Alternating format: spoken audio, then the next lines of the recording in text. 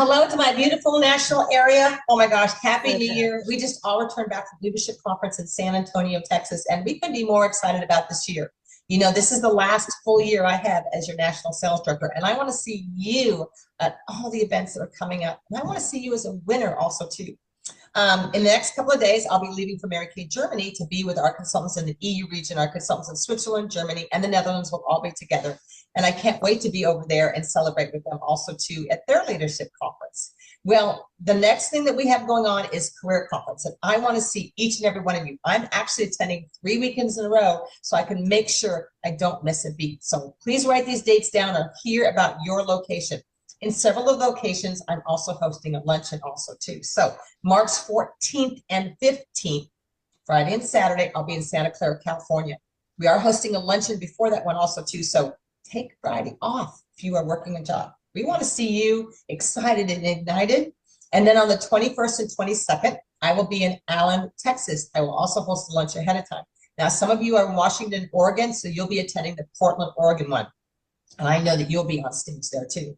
And we just added, I'm super excited about Kansas City. So we'll be in Kansas City. I'll be there on the 28th and 29th. That's 3 weekends to see as many as you as I possibly can. But I don't want to just see you. I want to cheer you. I want to cheer you on as you get recognized as a red jacket. I want to cheer you on as the promotion right now where you get your beautiful pearls of sharing. Mary Kay is an amazing promotion right now. If you have one new team member, December 1st through February 28th, that's Great Starts qualified, you will be recognized and receive your pearls at Career Conference. And I want to see you, but I also want to cheer for you and recognize you. So I hope you will make that your goal. And I hope you will put it down to connect with me. And then we, of course, have seminar. But I want to see as many of you as I possibly can in these next 12 months as we finish our race that we started almost over 42 years ago when we started Mary Kay. That's how long it's been for me. And I just want to have you be across that finish line as we finish the race as our last full year together. I know you can do it. Connect with your sales director and ask her, where do I need to be? What do I need to do? I'm doing it. Okay. I need you all. We're looking at breaking a record in our last year, and I need you. I need you all to be Pearls of Sharing winners, and I can't wait to see you at Career Conference. Okay. So let's get off the ground in January and get those new team members and keep your sales up. Okay. We'll see you at Career Conference. Wow, always so inspiring, isn't she? Oh my goodness. I just wish we could bottle that energy. So we want to recognize do some recognition. I want you to put it in the chat because we're going to move along quickly tonight. I'd like to have you put in the chat what your sales were for this week. And if you have any new bookings, because we want to celebrate you for that. And also, if you have any new team members, we want to celebrate you for that. Has anybody moved up? So put that great information in the chat and we will celebrate you. Very good, Donna. We want to cheer you on, but we want to get moving with our program tonight because we are so pumped about this exciting program. And also, who's going to register for Career Conference? Let's put that in the chat as well because I'm excited. I love Santa Clara area. You know, that's where Levi Stadium is. We'll be that close to our team guys, right? So anyway, okay. I'm excited. And so want to see what everybody's done. Awesome. All kinds of good stats in there. Nice work, ladies. And I'm going to hand it off to. All right. Well, grab a sheet of paper. I know you're going to need it, but because this is going to be quick, we have 3 quick announcements. The first one is, of course, Career Conference.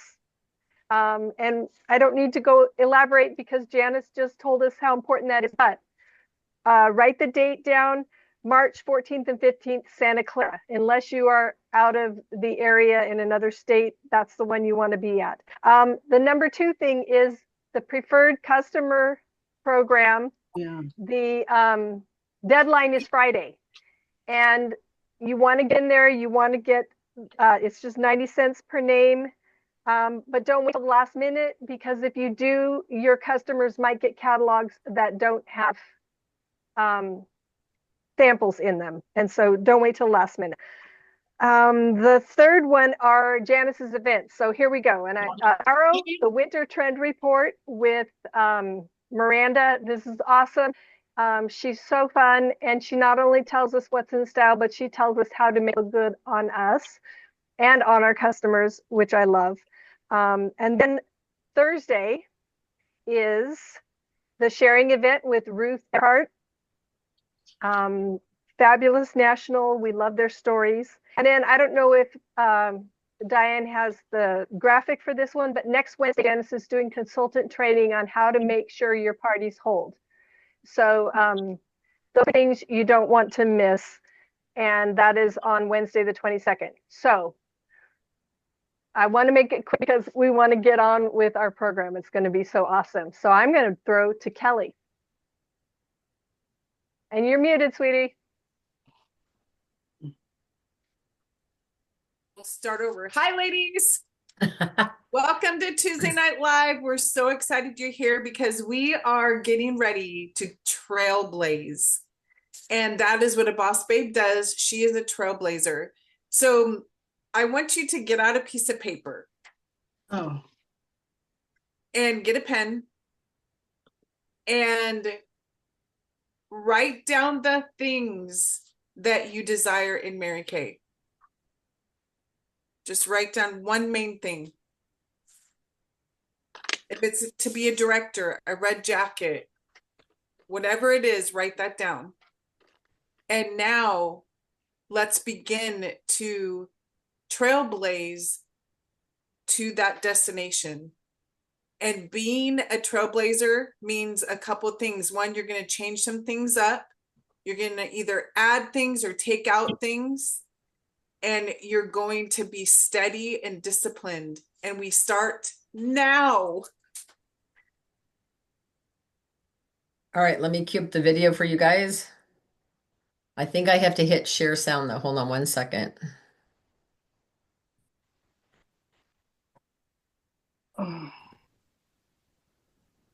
Well, hello, everybody, and Happy New Year.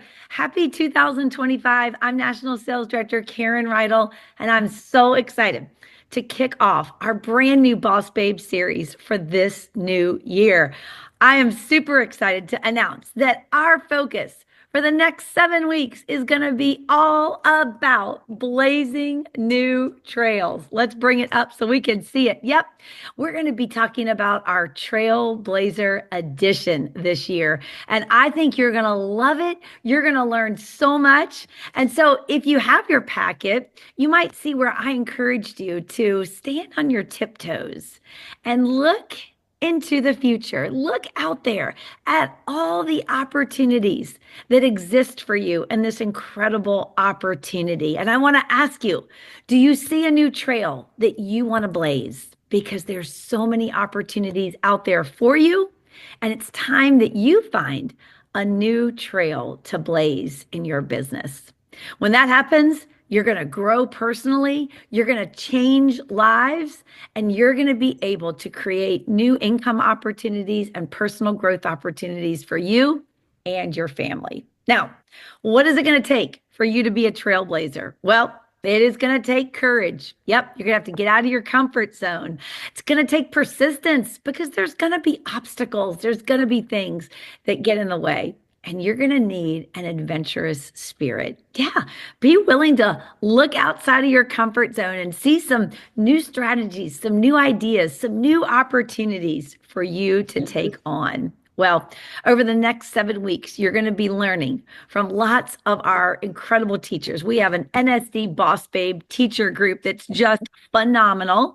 And hopefully you've got a packet ready with you. If not, you can ask your sales director for information about that. But this packet is just going to give you something to take notes in over across the next 2 months so that you can really learn everything there is to know about being a trailblazer. So I want you to take notes and capture those big takeaways so that you're ready to go in this new year. Today, we're kicking it off with a very special guest speaker. I can't wait for you to meet her. I am excited to introduce you to our first Boss Babe speaker for this series, and it is none other than Yes, Jennifer Cook. Oh my goodness. Mary Kay Ash's personal assistant. And she's going to be sharing her thoughts, her stories about really and truly the biggest trailblazer our company knows and the reason that we're here today with Mary Kay Cosmetics. Yep, you got it. Mary Kay Ash, the incredible trailblazer. We're going to learn about her today. So I hope you'll grab your packet so you can start taking some notes as we start into our Boss Babe Trailblazer series. Jennifer, thank you for being on. I'm excited about this. Sounds like it's going to be a great series. It is going to be exciting, and we just Participates. are thrilled to hear from you today. Could you share with everybody how long did you work with Mary Kay Ash? What did that look like over the years? Well, I started in 1971. I was in college. I worked my way through college, and in 1974, after I graduated, I became full-time Mary Kay, and just right after that, I became her executive secretary. Wow. I was 23 years old, and I look back and think, what was Mary Kay thinking? Because, think back when you were 23 years old. Mary Kay saw potential in people, and that was just one of her gifts, was to bring out the potential in everyone. And I retired in 2017 after a long career, a 25-year career with Mary Kay. Wow. Wow. And that was That's after about working 45 years. 45 years. Yeah. 45 Wow. years, yeah. Wow. So Mhm. it's interesting because when you said you were 23 years old, Mary Kay Ash definitely helped you blaze a new trail in your life, didn't she? Oh, definitely. I mean, she taught me so much about being a businesswoman, about uh, caring for others.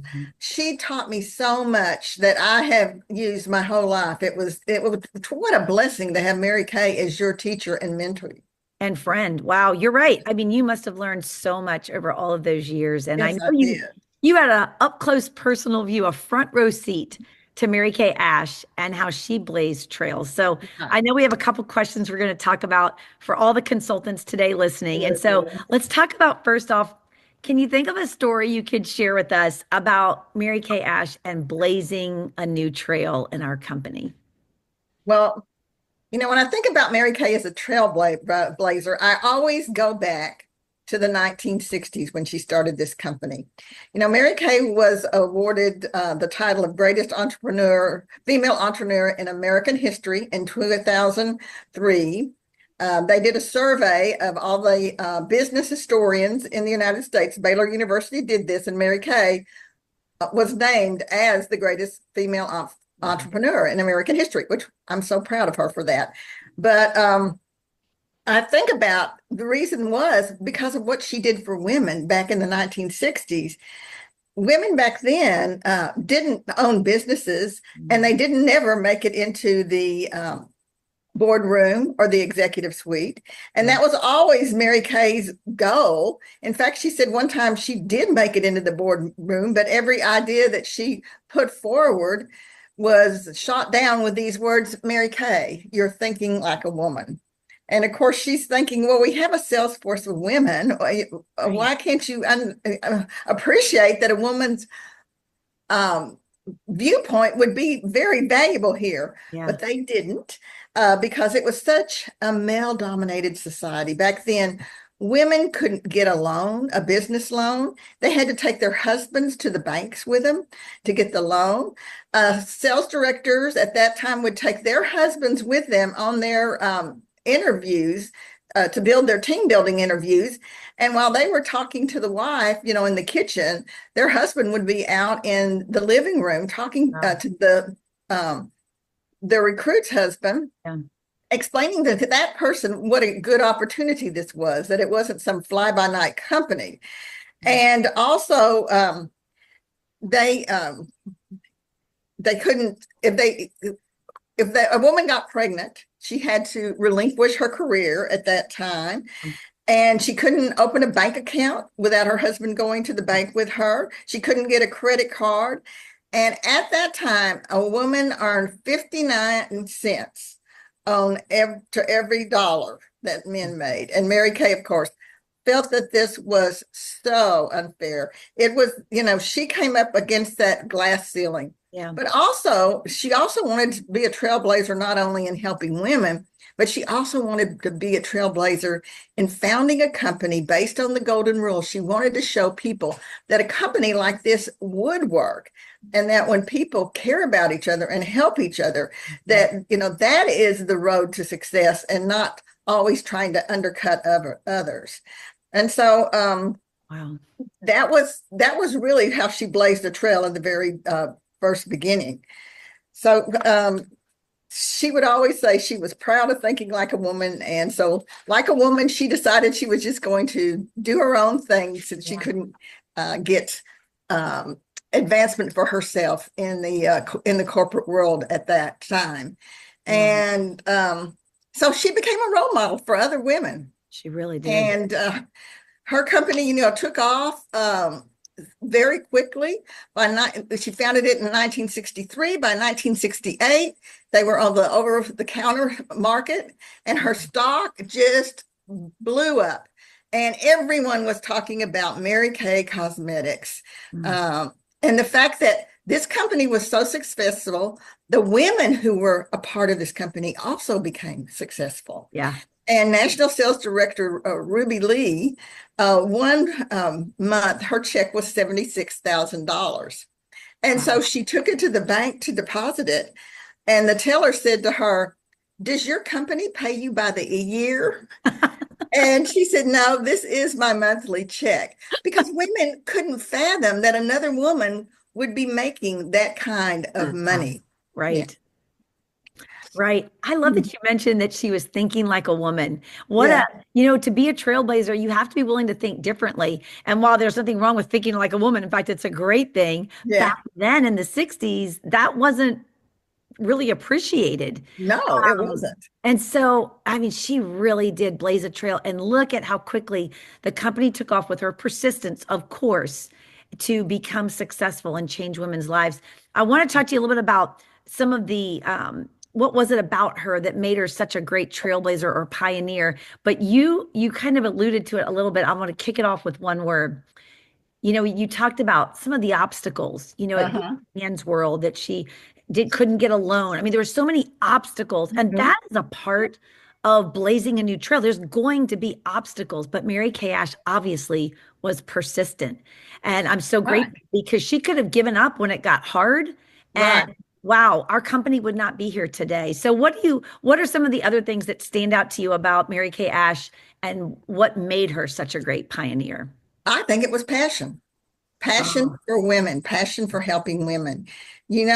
She saw so many talented women in the direct sales companies that she was with, who didn't have the opportunity to go anywhere. Yeah. And she just thought that was terribly unfair.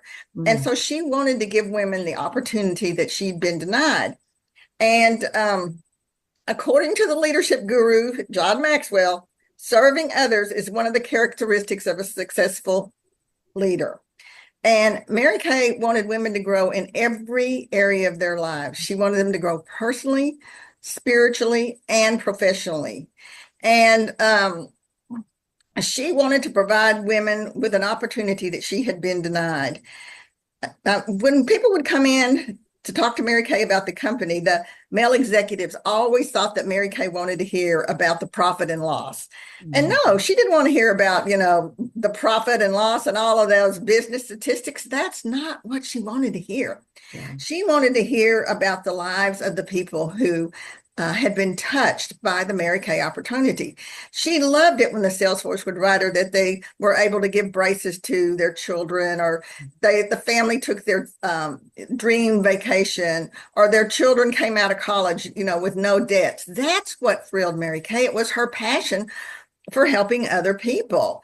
And the same thing when we started going internationally. Well, the international presidents would come in and they would want to talk to Mary Kay about all their great sales figures. And Mary Kay, she didn't want to hear that. She wanted to hear, what was Mary Kay doing for the women of Mexico? What was Mary Kay doing for women who didn't have opportunities like we have them here? That is what she wanted to hear. She also, had a passion to see that cancer was eradicated in her Right. lifetime. And she had such a sympathy for those who had cancer. She was able to relate to them. And as a personal illustration, at one time we had like 9 people on the staff, on the Mary Kay staff that I managed. And one of them was a young woman. She was 33 at the time. She'd been working with Mary Kay, the company, for 10 years, and she got cancer. Well, when we told Mary Kay immediately got involved. She called the doctors in the area, and called Males Oncologists, because she had great faith in here, and set Julie up with an appointment with this oncologist. And then, as Julie said, it was a cold, drizzling, rainy day when she and her husband went to see Dr. Khan. And after they got finished with all their tests and she went out into the lobby, there was Mary Kay. Really? Waiting for her, wanting to know all about the test results, giving her encouragement. And, because Julie worked on Mary Kay's staff, she knew how busy she was. Right. And of course, she was just in awe that Mary Kay would take time out of her busy day to come and be with her during that time. But then she also realized how much Mary Kay loved people and how much she cared about people. Yeah. I'll give one more example of Mary Kay as a servant leader. And this is from the early days when the company was kind of feeling its way. Back in the early days, the sales directors were the ones that were spreading all the ideas and sharing ideas with each other, because they were trailblazing the marketing plan. They were trailblazing the ideas that were successful ideas. And so one of the Minneapolis top directors had made this flip chart, which you might, and these things were like 2 feet tall. They were huge. And they were kicking it off at a leadership conference. And Mary Kay was teaching a class right before they were to meet with with the people who were going to teach the class. She was teaching the teachers, and then they were going to go to their classes. Well, it ran over, and Mary Kay got really, really concerned that they weren't going to make it to their class on time. So she found out which sales directors had the classroom that was the farthest away. It was Anna Ewing. I don't know if you knew her. She was one of the really early pioneers. And she said, Mary Kay whipped up that flip chart and said, let's go. And Anna said, Mary Kay, I can carry that flip chart by myself. And she said, no, let's go. We've got to make it to your class on time. And so Anna goes, I was so embarrassed. Here's Mary Kay carrying my flip chart for me. But she said, you know what? That was such a visual lesson for me that I learned about servant leaderhood at that time. Wow, those are great stories. And I don't know Anna, but I didn't know her, but I absolutely know her name. I love Mary Kay's caring heart. And we see evidence of that in so many of the stories. But you're right. I mean, she blazed a trail because she was so passionate. It was her why. It was her why. And so when we're blazing a trail, we've got to find our why, our passion for stepping out of our comfort zone. Mary Kay was on fire for her why, her passion, right? And so that's what fueled her to step out into. And that's why the success stories of the sales force, that was her motivation. The more she heard that, the more that, her thoughts about women were solidified. She knew that they were wonderful. She knew that they could do great things. And she knew that an opportunity like this would change their lives. Yeah, you're right. And it did. And it did. And it continues to. Yes, that's right. Love it. Love it. Okay. So what advice do you think that Mary Kay would give consultants today who want to blaze their own trail, but maybe they're nervous or uncomfortable or just not sure? What is the advice you think Mary Kay would give them? Well, I would say that she would say, set goals. Yeah. That is one of the most important things that you need to learn as a new consultant is goal setting. Most people never set a goal in their lives. But Mary Kay, it was a major theme in all her speeches. She talked about it all the time. Salesforce would write into Mary Kay and ask for her advice on what they could do to get their career moving. And she would say, set a goal. Many times she told people, your goal should be to do a 10-show week. That to her was a goal. Yeah. And at least a 5-class week. But she had a 4-step goal setting formula that she shared with everyone, and I'm going to share it now. Okay. The first one is decide what you want. The second one is write your goals down. Third, develop a plan. And fourth, set your plan in motion.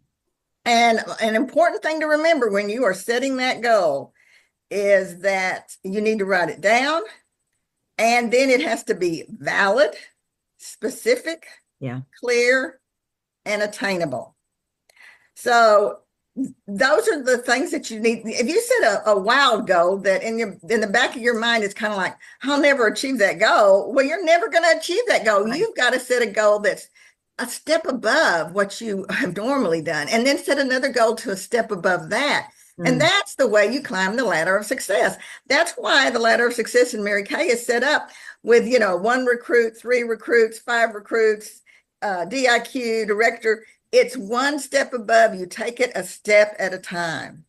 And then, you have to put a time limit on it.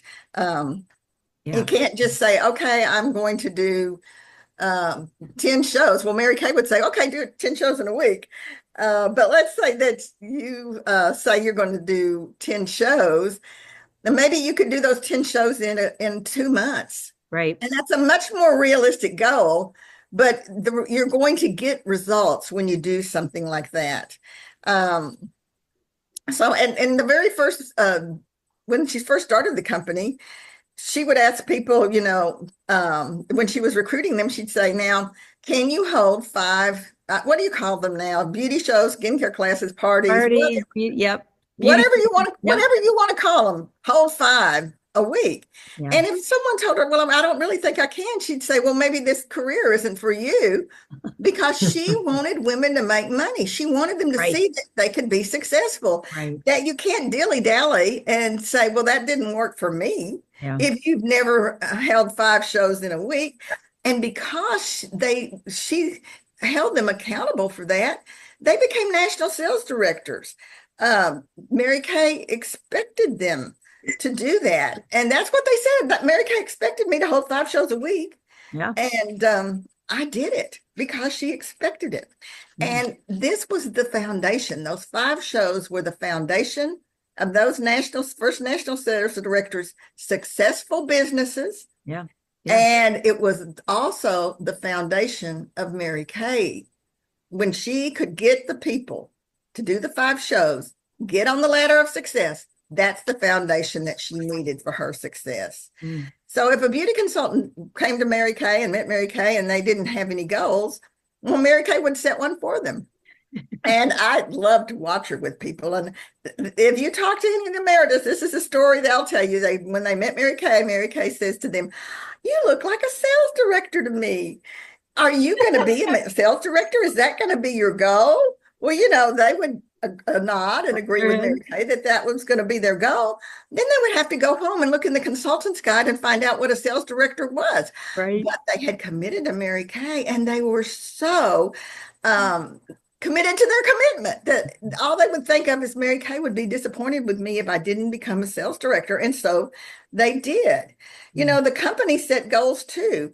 When the company was first started, Mary Kay and Richard set a goal of 100 beauty consultants as their foundation, and they didn't want just 100 beauty consultants. They wanted 100 quality beauty consultants who believed in Mary Kay's dream. Right. That was the crux. That was the passion. They had to believe in the dream. That is what Mary Kay shared. Every time she had a chance to talk to the beauty consultants or the sales directors, she shared the dream of this company that was going to change women's lives. And it did.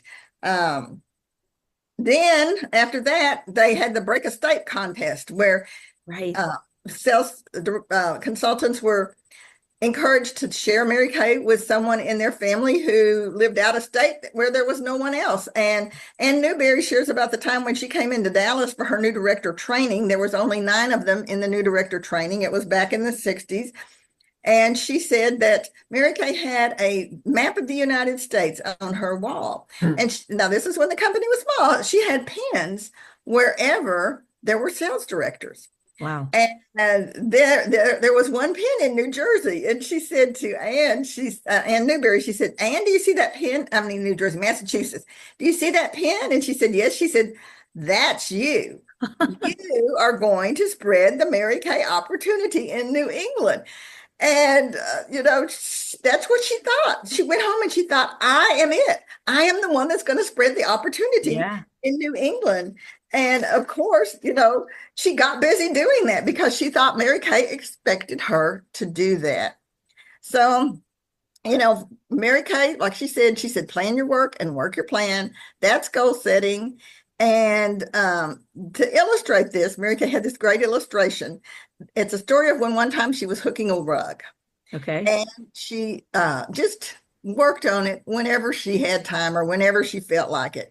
Well, then she thought, this is taking too long. I'm losing interest. And so why can't I finish this rug? So she decided, I'm going to use goal setting on this. So she calculated, how much time per day that we could spend on the rug, how many days she thought it would take to get it completed. And then she divided that into, what she would need to do for how many days. And she went to work that number of hours per day on that rug. And actually, she discovered that she was able to finish the rug in about 1/3 of the time that she right when she was just working on it, whenever she felt like it. So that is the power of setting a goal, setting a time limit, and then executing your plan. Gosh, Jennifer, I feel like I could literally hear Mary Kay Ash saying those words herself about the goal setting process. I love that you shared that. Those are Mary Kay Ash's words for sure. Okay, well, Trailblazers, you have got a great format right now, a foundation for our program to jump out and find the trail you want to blaze. Jennifer's shared with you so much insight from our founder and how she blazed her trail. Let's all go and just step out like Mary Kay Ash did and find the trail that we can blaze to change lives. But let's first get clear on our passion for this opportunity, this business opportunity that works and has changed women's lives around the globe for 61 plus years. That's the passion I want you to go blaze your trail with. Jennifer, thank you so much for sharing today. I have loved all these stories, and I know everybody listening has as well. All right, Trailblazers, have a great day. We'll see you back next week. Thank you, Jennifer. So, ladies, when you look at that story from Mary Kay's admin or secretary and National Karen, what so much inspires you to actually be a trailblazer? What inspires you? I can go first. We're going to give you a brief moment to just tell us what inspires you. My inspiration is when she put a goal out to finish that rug, because my mind can get so stuck on Mary Kay, but it's all life in general. So where have you been inspired? Raise your hand. I'll call you out. Heather? Well, I liked how she was saying that maybe Mary Kay would tell you as a goal have 10 shows in a week, but maybe that's not practical for your life. So 10 shows in 2 months, or change the time around it so it's doable for everyone so they could reach the goals that they have. Nice. Carrie, you had your hand up next. Well, I've read a lot of Mary Kay's books and stuff, so I just her all over just loving on everybody all the time. She was just I mean, in 1960, 61, let me tell you, 63, there wasn't a whole lot of women doing much of anything. And for her to do that and always be so gracious and so giving, it's quite inspiring to me, because women were not treated well then, and they did not have that in them.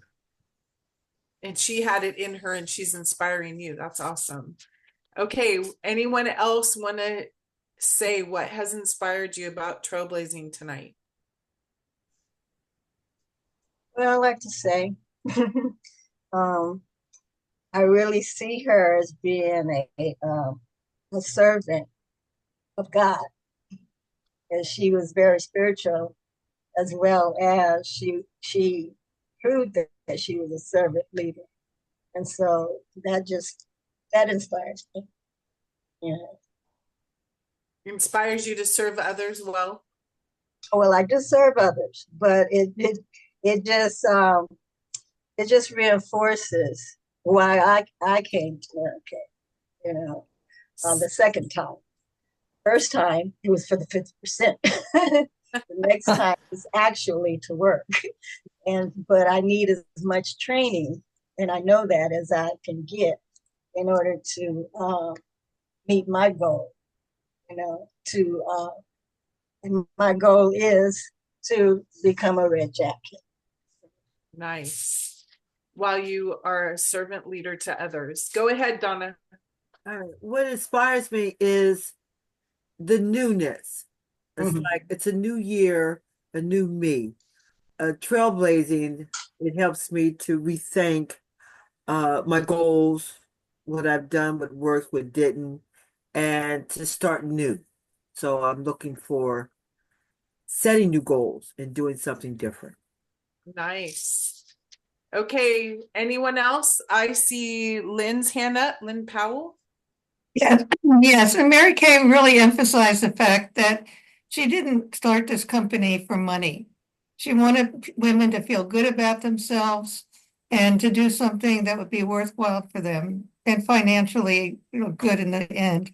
And I've been really thinking a lot this past few months about finding out what people's needs are and making them feel good.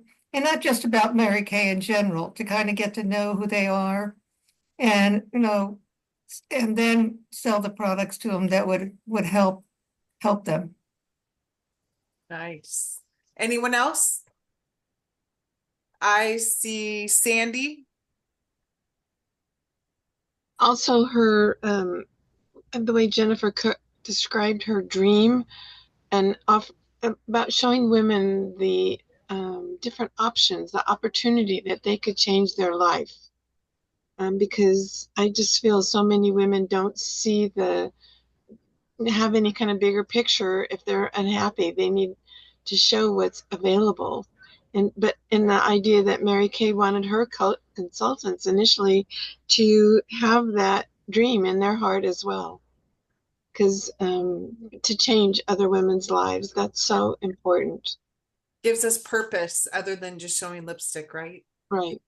Okay, ladies, we're gonna just continue to think through about being a trailblazer and think through how you can be a servant leader and setting goals and having this business more than just for lipstick. Go ahead, Diane.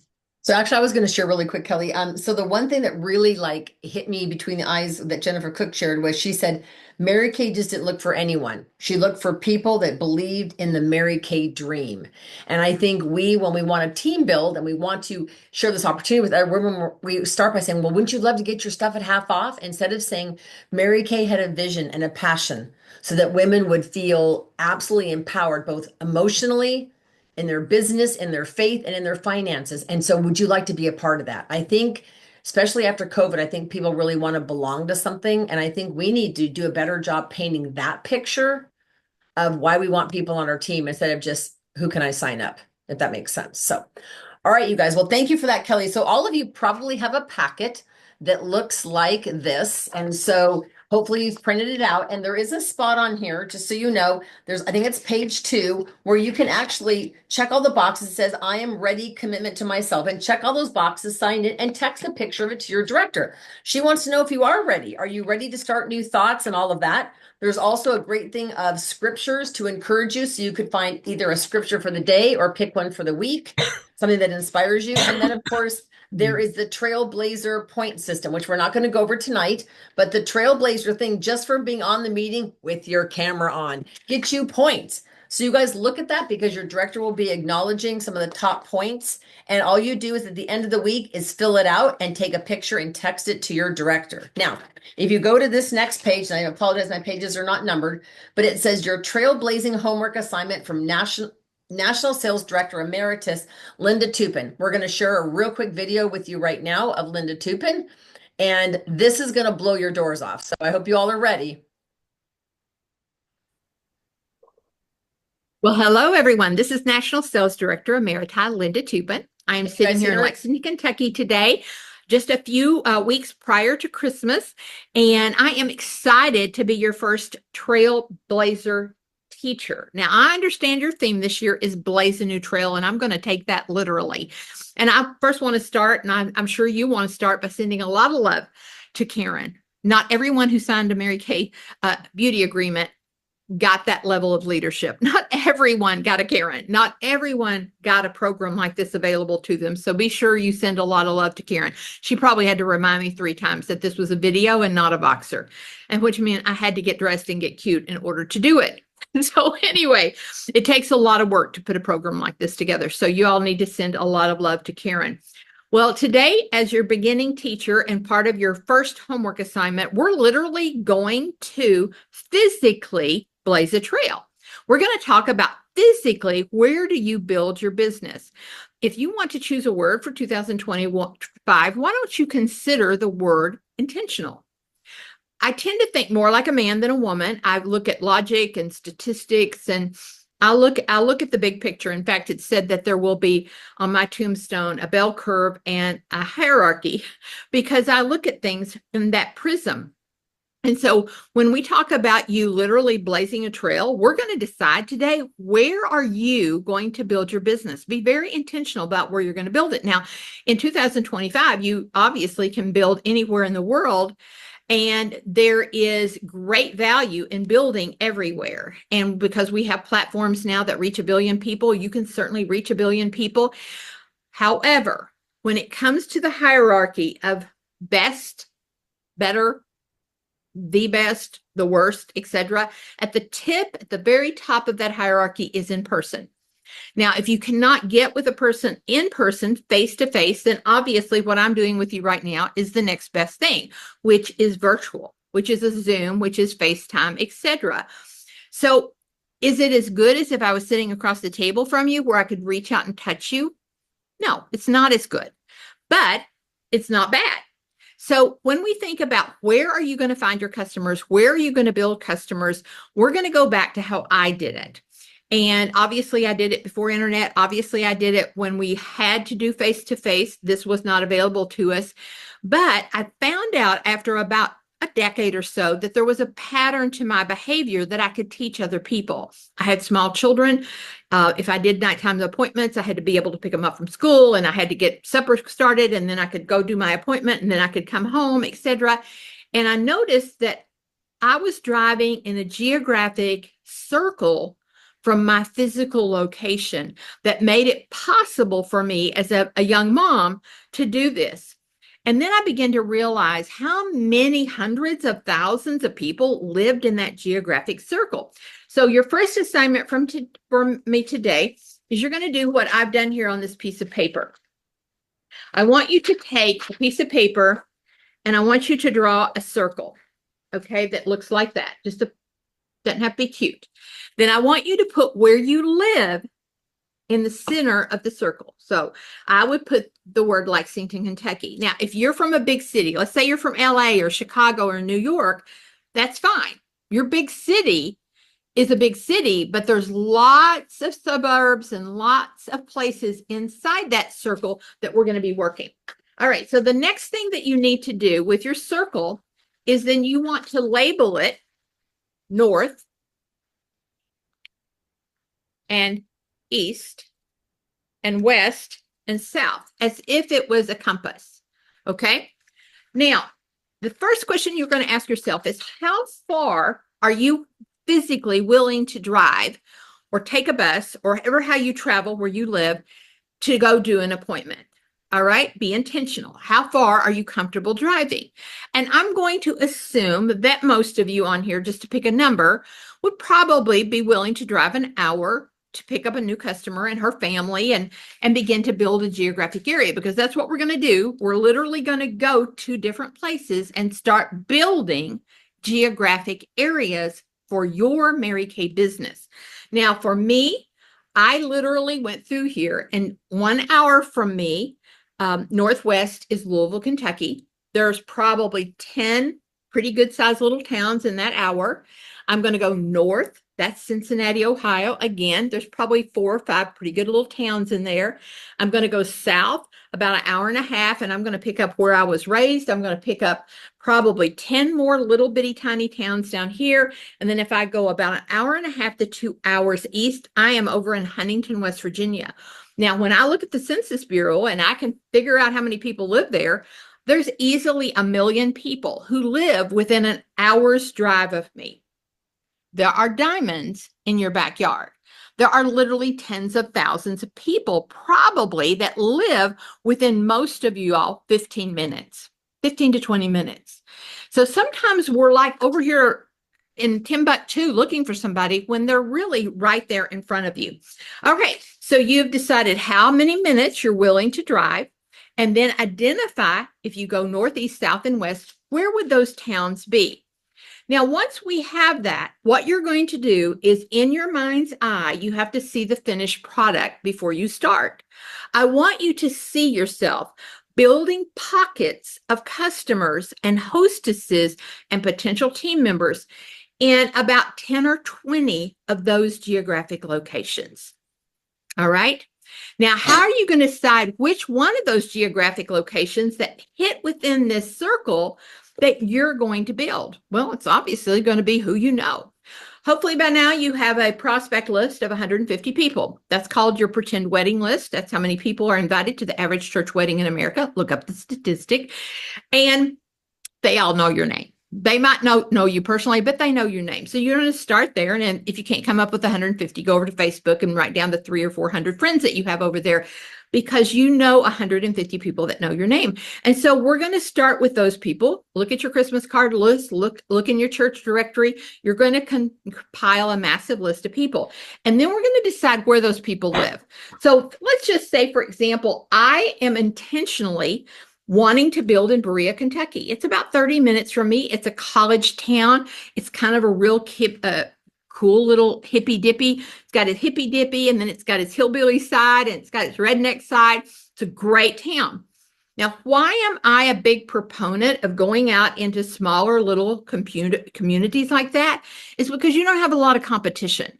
There's not a Dillard's and a Sephora on every corner. And so people tend to be a lot more loyal in those geographic areas. Now, that's not to say if you live in a big city that people aren't loyal. That's not what I'm saying. I'm just saying traditionally, when the further out you go in these little bitty communities, you'll find people who you don't have as much competition, and they're going to be much more open to you coming to their home. So we've got our circle, we know our towns, we've got our list, and we've identified our people. So how do you intentionally then decide, how do I get into those towns? Well, we've got to identify the people who live there. And then I want you, as you look at your identification list, okay, I know 5 people that live over here. I maybe know 2 people that live over here. I want you to examine those people for their behavioral style. Who is the gatherer? Who is the person that brings all the food when someone dies?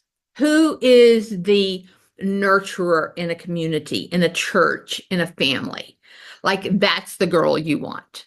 Okay, it's the girl you want, because she is going to want to help you, because you're literally going to go to these people and you're going to say, hey, I'm really in 2025 looking to build a strong Mary Kay business in Berea, Kentucky. So if that's my given little geographic area, that's one of my towns. And I'm looking for women in this area who obviously would like to help me do that. And I thought about you, and I'm going to make it worth your while. You look through this book, whatever you want in here, as long as you can gather me 5 people who have jobs, pick out something, anything in here, $100, it doesn't matter. it's yours. In other words, I'm going to play Monty Hall and we're going to play Let's Make a Deal. But remember, I'm very selective about who I ask because I'm going to ask the person who already knows a lot of people. She's a gatherer, she's a nurturer, and she wants to help people. That is a certain behavioral style.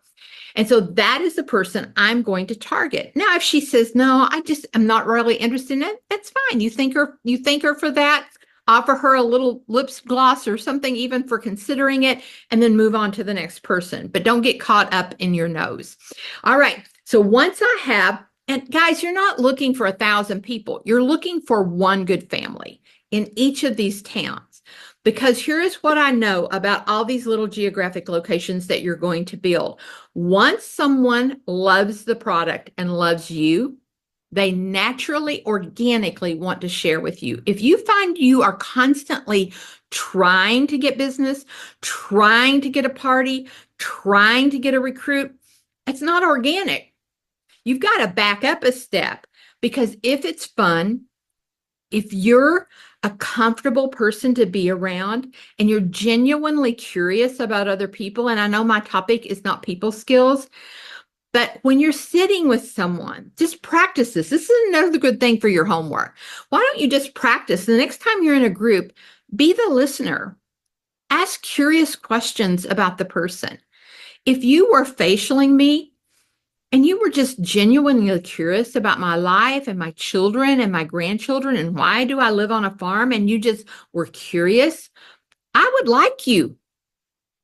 I just would like you. People today, after COVID, the thing they crave the most is human interaction, to be seen, to be valued, and to be heard. That's all people want.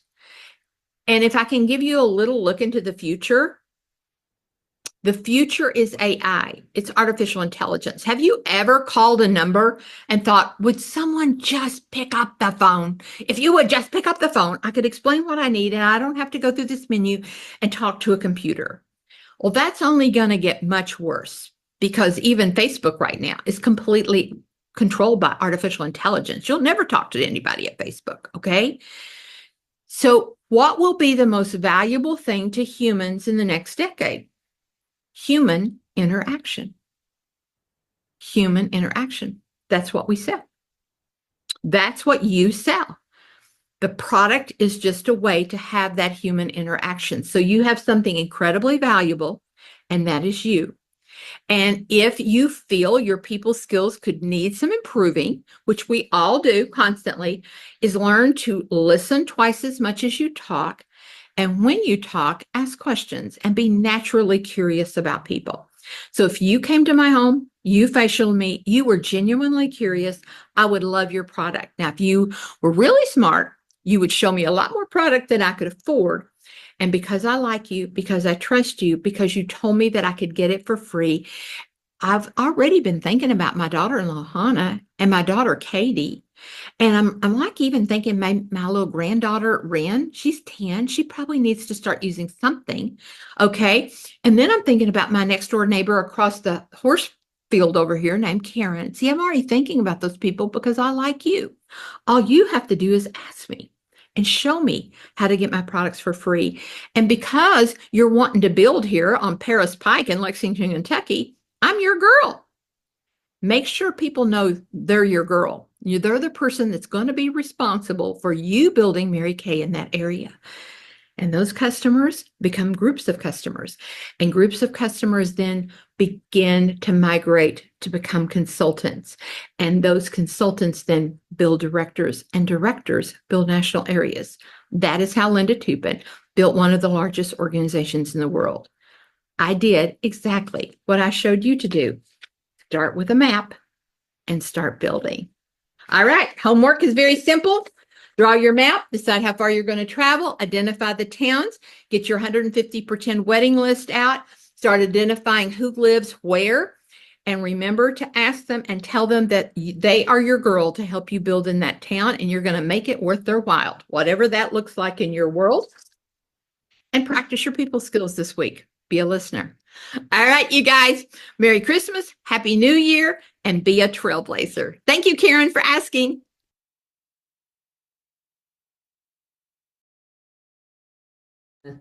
I hope you guys love that as much as I did. Oh, so good to listen to her. So, what was your greatest takeaway? You know, what's funny is when you do that and you think, so what I did this afternoon is I went on maps because in California, only in California do they do stuff by how long it takes. So if you say to somebody, how close do you live in Kentucky? They go, oh, I'm about 30 miles away. In California, it's like, oh, that's 45 minutes. I don't know why. Maybe it's because of traffic here, but typically people, so I typed in towns. And I'm like, I really would like to go back up to Davis. Well, Davis is only 50 minutes. I'm like, okay, well, maybe I could go all the way to Winters and Woodland.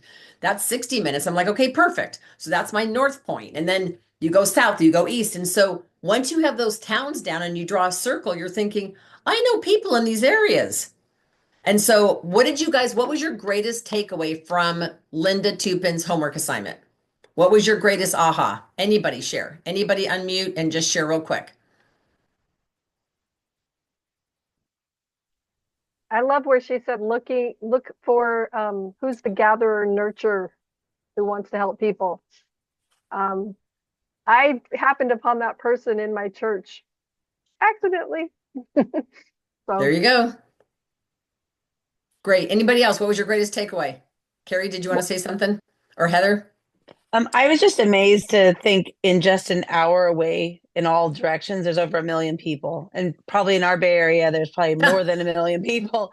But Yep. I think we get caught up in our own town and there's nobody who lives here, right? So that quantity was pretty amazing. And I found what she also said was loyalty is that when they're in your back door, they can go to another store or whatever. But when they know that you're traveling an hour to see them, not only are they loyal to you, but they hold and you're like, hey, I'm coming up to Woodland this weekend. What do you need? And they're like, oh, you're coming. This is what I need. And your customers will really build that loyalty. yeah, I had to say it was difficult for me to picture the circle because I always go south. My life is south from where I live. And there's a lot north of me that's, if I were to draw a circle, there's a lot of stuff that's actually closer to me. I just have to go the different direction. So. Yep. Anyone else? What was your greatest takeaway? I think one of the things that it made me think of is the different leads that we get from our different vendor events. That could be your pockets right there on your 150 people list. Good point, Patsy. Anyone else? Well, it made me instantly think of Elk Grove where we go, which is about an hour and 20 minutes away, give or take traffic. Yep. But exactly that. We're blessed in California, and an hour away anywhere is 1 million people. So, right. How many people are in your town? There are 60,000 people in Nevada, and I haven't facialed them all yet.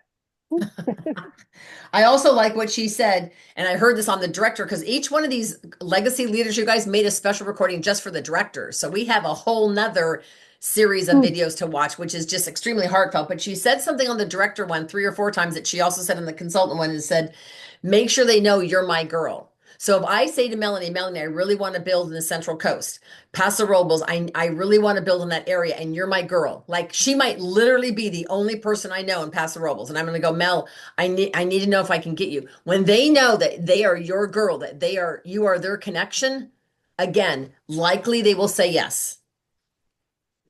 So it's just a matter of saying, and here's the deal. Let's say I don't know anybody who lives in Davis. I know people who used to live in Davis. So I might call them and say, hey, I know you used to live in Davis. Do you keep in touch with anybody there? Because I really want to build in Davis, and you're my girl for connections. Who do you know? She might go, oh my God, my daughter still lives there. Right? You don't know till you ask. Any other quick takeaways? Debbie? Were you going to? Oh, yeah. The quick takeaway I got is that she said, don't get caught up in the nose. That it's important not to get discouraged in the nose, because often we do when you maybe approach maybe 5 people and all 5 have said no, but you should still continue. And she didn't get hung up on that. She just said, hey, this is what I'm doing. You're my girl. And the girl goes, no, I don't really want to do that. And she's like, okay, well, thank you. Here's a gift anyway. And thank you. Let me know it's kind of like, let me know if you change your mind, and you go on to someone else. Sometimes when you take it away and say thank you, they're like, well, wait a minute, come back. I might reconsider. Okay. Any other quick takeaway?